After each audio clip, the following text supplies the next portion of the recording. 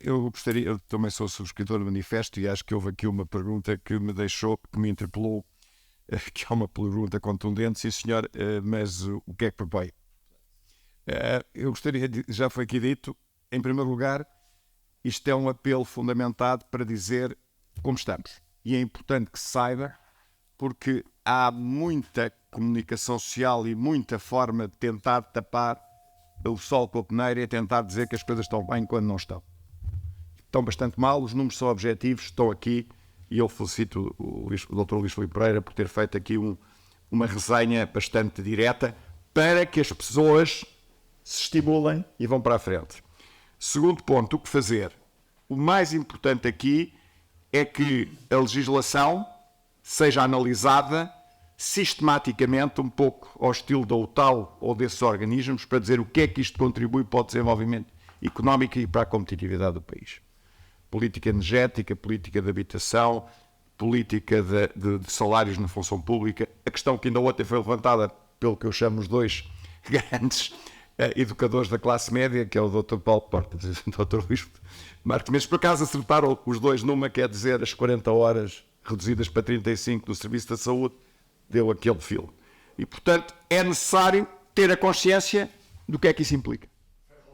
Terceiro ponto, a ferrovia, o facto de não teres uma ligação em bitola europeia e termos um porto como o de Sines, que nem sequer está ligado, além da questão da ferrovia, por autoestrada, às autoestradas, num país que tem autoestradas por tudo quanto é sítio.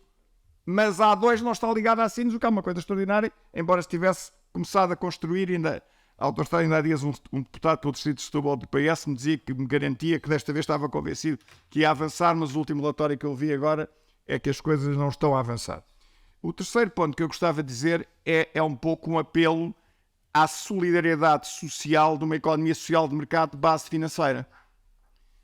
Não estou a ver como é que é possível haver crescimento económico das empresas industriais, dos setores dinâmicos, sem mobilizar as pequenas e médias poupanças, que são o substrato do país. O país tem, segundo os números que eu vi de organismos internacionais, 190 mil milhões de euros depositados em bancos portugueses e mais 50 mil milhões de portugueses imigrados que estão em bancos próximos, como dizem, de acordo com o Banco Central Europeu. E nós temos um PSI que deixou de ser PSI 20, porque já não tem 20 e não se sabe quando as empresas têm, e alguém da classe média com poupanças de 100 a 150 a 200 mil euros, o que é que faz? Vai ao banco e oferece-lhe uma taxa de juros no depósito a prazo de 0,1% ou 0,2%. Tem os certificados da Forra, eu vi os números que foram publicados, 30 mil milhões nos últimos 3 meses. Então, e a dinamização das empresas, quer dizer, e a capitalização das empresas, e a confiança que tem que haver, isto aqui é culpa do que se passou nos últimos 25 anos, porque tivemos realmente aqui este desastre dos 20 anos de um crescimento de 1%, em que deixou de haver confiança em parte significativa do setor bancário. Nós temos um banco, que é o BCP, que tem quase 50% do capital português, dividido por 190 mil portugueses, que determinam bola do que lá está. Ora, isto tem que ser sistematicamente denunciado na opinião pública. E penso que o apelo que está aqui feito é dizer, meus senhores, temos que ter a consciência deste tipo de mobilização, para que os recursos depois... E ainda há uma terceira via das aplicações de poupanças para a classe médias, que ainda é mais tóxica e perversa, que é o gerente de conta que diz, meu amigo, isto de facto cá em Portugal só temos 0,1 ou 0,2%, mas temos aqui uns fundozinhos de investimentos do South Pacific Development, qualquer coisa, que dão 1 ou 2 ou 3%, ou têm dado. E tem a loucura do que é um país dos mais descapitalizados do mundo, em que as poucas poupanças vão ser aplicadas a alguns no Pacífico Sul ou na Califórnia de Baixo. E, portanto, é este tipo de consciência, de denúncia, no sentido de dar a volta, que este manifesto, suponho eu, e espero não estar a interpretar mal, pretende desenvolver, e, portanto, não queria deixar de responder às vossas perguntas de forma direta. Não sei se há mais alguma questão. Boa tarde, meu nome é Mário Ribeiro, sou um dos subscritores do manifesto e reconheço que o manifesto alerta, mas como disse ali o colega da imprensa, disse, mas quais são as vossas soluções?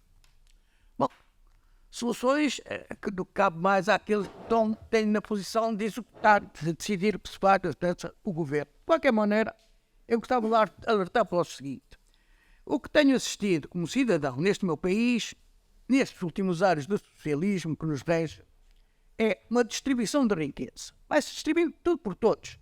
Vai-se distribuindo um bocadinho então. E quando não há dinheiro, vai-se à dívida. Vai-se aumentando a dívida. E a dívida é curiosa. Não sei se tem consciência, a comunicação social terá, qual é a dívida pública portuguesa. Eu digo, 280 mil milhões de euros. 280 mil milhões de euros. Que se eu traduzir essa dívida em ouro, também é curioso saber qual é a nossa dívida em ouro. É só dividir os 280 mil milhões por 56 gramas, que era o preço da grama do ouro no mercado internacional. Portanto, isso estava um número interessante também a nossa dívida em ouro. 5 mil toneladas. Dividindo só 280 mil milhões por 56, dá 5 mil toneladas de ouro que a gente deve aos estrangeiros. A pergunta-se, como é que vamos pagar? É impagável. Como é que vamos ter isto? Não sei. O facto é que atingimos, digamos, um limite de endividamento e nota-se. Eu tenho dito aos colegas e amigos que estamos a viver um ambiente de fim de festa. Isto é, agora não há dinheiro para calar bocas. Ela estão os malditos professores, não sei há quantos meses, a barrar querem mais dinheiro. Antigamente resolveu esse problema, lá estava-se o dinheiro. O grande especialista até foi o Guterres. Viveu confortavelmente, não havia muito para entregar, havia crédito suficiente, ele sempre viveu ótimo. Neste momento, estamos num programa, num ambiente de fim de festa. Toda a gente pede dinheiro. E depois, curiosamente, ainda há uns pormenores. Eu gostava de citar estes pormenores que são o modo como se vai buscar, ou está a ter de buscar dinheiro. Um deles que para mim foi muito significativo foi o dinheiro do FIES. É o FSS, o Fundo de Estabilização Financeira da Segurança Social. Não sei se ouviram falar alguma vez deste fundo, é um fundo interessante, é um fundo que resulta dos descontos que nós agora estamos na reforma, mas os trabalhadores no ativo, aquele senhor, por exemplo, está ali sentado com o caderno na mão, desconta e o patrão dele desconta, se ele desconta salvo 11%, e o patrão desconta 23%, e foi para um fundo, para caso de haver dificuldade em pagar reformas, quando eles chegarem à reforma, tinha aqui no fundo. E o fundo, eu vou ver o relatório de contas, salvo erro, no fim do ano de 2021, e tinha lá acumulados 22 mil milhões. Mas das 20 milhões, quem é o guardião dos 22 mil? Quem é que gera o Fundo de Estabilização Financeira da Segurança Social? É o próprio Estado. E o Estado, à falta de dinheiro, olhou à volta, onde é que há dinheiro, olha aqui este fundo é bom que eu estou a gerir. Toma lá umas obrigações de tesouro, dá cá 11 mil milhões. Desde o nosso Vítor Gaspar, que é o primeiro que entra no Fundo de Distribuição Financeira, com 4 mil milhões, entra a geringonça e até 2021 já tínhamos a precisar mais 50%. Do fundo, 11 mil milhões desapareceram. A pergunta é lícito que o guardador de um dinheiro que é dos trabalhadores vá buscar para as suas necessidades e deixe lá uns certificados de obrigações de tesouro? É lúcido, é justo, é correto, é legal? Não sei, ninguém perguntou. Que o senhor ali alguma vez perguntou se o dinheiro está a ser coberto, está a ser coisa, nunca perguntou. Se calhar também não sabia. O que seja, isto dá um fim de festa. Neste momento estamos, julgo eu, que já não conseguem ir mais ao mercado. Foram aos isso também é curioso. Acrescentado agora é os certificados de aforro, não é? Nesse caso de aforro. Foram aos buscar, o colega, eu sabia também, 30 mil milhões em pouco tempo. 3 vezes 30 mil milhões. Se calhar vão ficar com o papel na mão. Vamos chegar a uma espécie de bailina. Sabe o que irão falar no bailino da Grécia? Temos que acabar. Eu agora discutava há muito tempo. O bailino da Grécia foi buscar a esses certificados, 60% desapareceram logo. E os 40% receberam outros certificados a receber em 5 anos.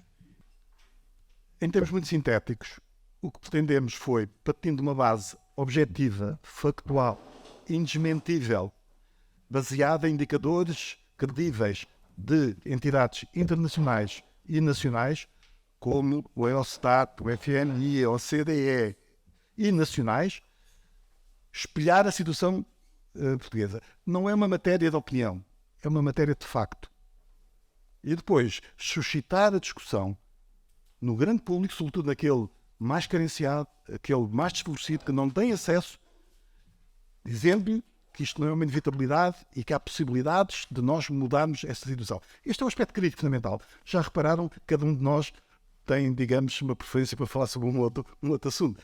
Este último, já agora, não resiste.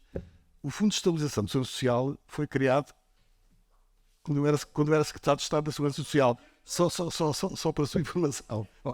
Eu conheço bem este aspecto. Como podia falar aqui do aspecto energético, o aspecto dos transportes, há N aspectos. Aqui já tivemos um pequeno exemplo da discussão que pode ser tida, mas não enquanto movimento. O movimento o que quer é dizer, temos aqui esta realidade, que é indesmentível, que é credível, que é objetiva, que é factual. E isto está ligado ao atraso económico e social do país, às baixas pensões, aos baixos salários, à imigração, que já agora é quase tudo de jovens, ou bastante de jovens. E pôr à discussão como é que nós saímos disto, enquanto sociedade. Temos aqui já contribuições de várias pessoas com a sua perspectiva pessoal. Mas há a perspectiva política dos partidos políticos. Nós todos também temos preferências políticas e ideológicas.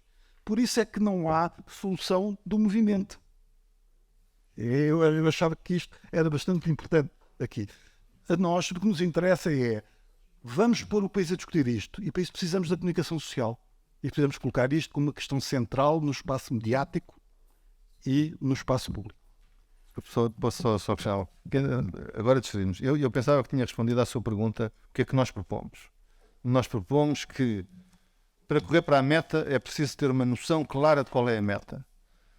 E se nós conseguirmos que todos os anos o Governo e, como eles, os partidos da oposição, definam metas de crescimento que têm como concretas, que comprometam o país a crescer mais do que a média europeia, mais dos que estão à nossa frente e mais dos que estão imediatamente atrás de nós, e isso inevitavelmente puxar-nos lá para a frente.